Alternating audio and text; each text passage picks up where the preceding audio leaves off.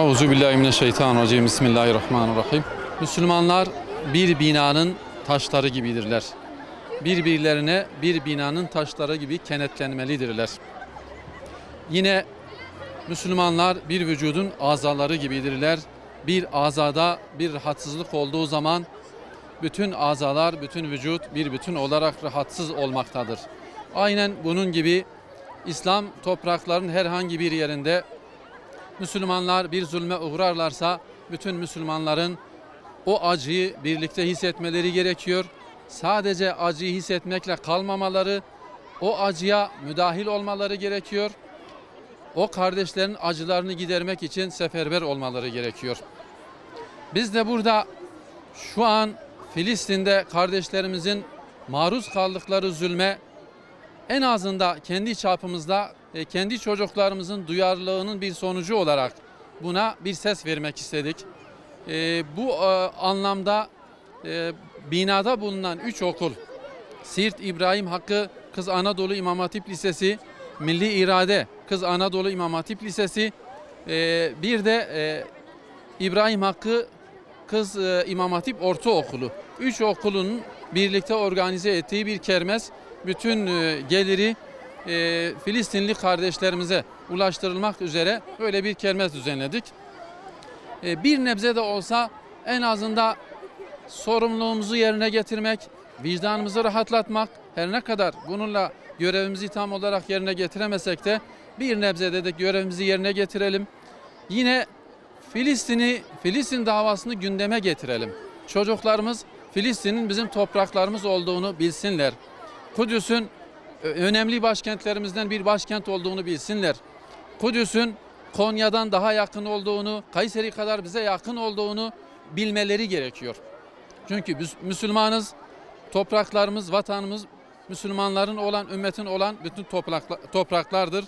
Biz bu bilinci de böyle çocuklarımıza böyle bir hatırlatmak istedik. Bunun için böyle bir etkinlik yaptık. Bütün Müslümanların, özellikle Müslüman devletlerinin liderlerinin daha somut, daha sağlam, daha caydırıcı adımlar atmalarını bekliyoruz. Şunu bilmeleri gerekiyor ki Gazze onların da kalesidir. Hepsinin kalesidir, onları da koruyor. Bugün Gazze'deki mücadele ümmetin bir onur mücadelesidir. İsrail'in daha fazla topraklara yayılmasını engelleyen bir mücadeledir. Bunu bu şekilde bilmeleri gerekiyor. Filistinli kardeşlerimiz için bir nebze olsun yardım etmek istiyoruz. Bu katliama hayır demek istiyoruz ve tüm yetkililerden elinden gelen bir şeyler varsa yapsınlar. Kardeşlerimiz orada katlediliyor. Sadece ses çıkartıp kalmasınlar, bir şeyler yapsınlar. Biz de öğrenciler olarak elimizden geleni yapmaya çalışıyoruz. Ne yazık ki sadece bunları yapabiliyoruz. Tüm yetkilileri sesleniyorum, lütfen bu katliama hayır diyelim. Gün gittikçe ölü sayısı daha da artıyor. Bir nebze aslında içimizdeki ateşe su serpmek istiyoruz. Bu yüzden böyle bir kermes düzenledik. 2 lise, bir ortaokul olmak üzere. Yani inşallah oradaki insanlara bir yardımımız dokunur. Çocuklar zulüm görüyor, çocuklar öldürülüyor. Yani bunun aslında bir askeri savaş olması gerekirken bu aslında insanlara yapılan bir zulüm yani. Savaşı da geçtim, oradaki Müslümanlar, insanlar yani soykırım yapıyorlar bence. Tamamen bu bir soykırım yani, savaşı geçtim, zulüm görüyor ya oradaki insanlar. Çocuklar, bebekler öldürülüyor. Yani oyuncak alınmadı diye ağlaması gereken çocuklar anneleri babaları öldü diye ağlıyorlar. Öncelikle birlik olmamız gerekiyor ve bu zulme gerçekten bir tepki göstermemiz gerekiyor. Ve bunu kendi aramızda değil, duyurmamız gerekiyor tüm dünyaya.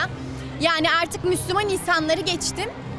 Yani Müslüman olmayan insanların bile buna dur demesi gerekiyor. Çünkü bir zulüm var yani. Şu an Filistin'de zalim İsrail'in zulmü var. Ve biz de elimizden geldiğince onlara destek çıkmaya çalışıyoruz. Gerek dualarımızla, gerek maddi desteklerimizle bu şekilde.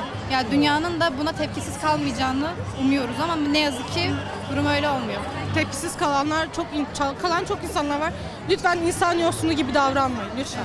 Gerçekten. Vicdanınız hiç mi sızlamıyor? Peygamber Efendimizin de dediği gibi zulmün karşısında duran dilsiz şeytan gibidir. Bu hadisten de yola çıkaraktan tüm kardeşlerimizin, Filistin'deki kardeşlerimize yardım etmesini istiyoruz. Gerçekten elimizden geldiği kadar da sessiz kalmamaya çalışıyoruz. İslam ülkeleri sessiz mi? Kesinlikle sessiz. Kesinlikle sessiz. Yani Müslüman gibi gözüken kafirler de diyebiliriz. Gerçekten. Çok acınası bir durum içerisindeyiz. Kimsesiz olarak bırakılıyorlar yani. Kardeşiz diyorlar ama kimsesizler şu an o tarafta. Bir yardım destek yok yani kolay kolay. Ve kesinlikle Filistin'i desteklemek için illaki Müslüman olmana gerek yok. İnsan olsa zaten destekler.